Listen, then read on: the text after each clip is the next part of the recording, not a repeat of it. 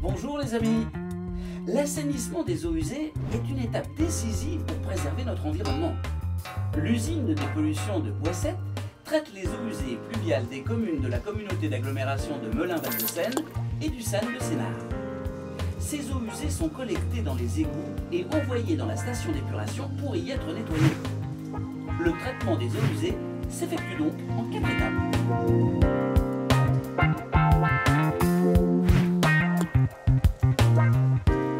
Première étape, le pré-traitement. L'eau passe d'abord à travers des grilles pour récupérer les déchets qui flottent à la surface. C'est ce qu'on appelle le dégrillage. Puis l'eau usée est envoyée dans un bassin pour être débarrassée des sables et des graviers. Ces éléments plus lourds que l'eau tombent au fond du bassin selon le principe de la décantation. C'est le dessablage.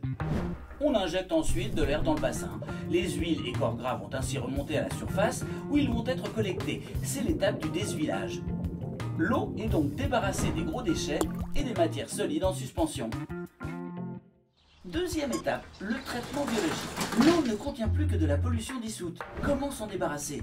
Grâce à des bactéries qui vont manger la pollution. De l'air est injecté dans le bassin pour favoriser le développement de bactéries qui vont se nourrir de la pollution organique et la dégrader.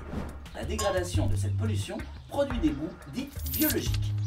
Troisième étape, la clarification. Il ne reste plus qu'à séparer l'eau traitée des boues produites par les micro-organismes. C'est ce qui se produit dans le bassin de clarification, par décantation. Les boues tombées au fond du bassin sont ensuite extraites pour être à leur tour traitées. Quatrième et dernière étape, le traitement tertiaire. Cette étape permet l'élimination du phosphore qui se trouve dans l'eau. Le phosphore est rassemblé sous forme solide grâce à des coagulants, puis l'eau passe sur un décanteur lamellaire.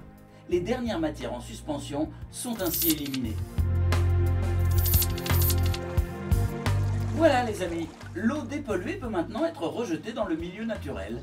Elle poursuit son processus naturel d'épuration dans la rivière sans perturber l'écosystème. À bientôt.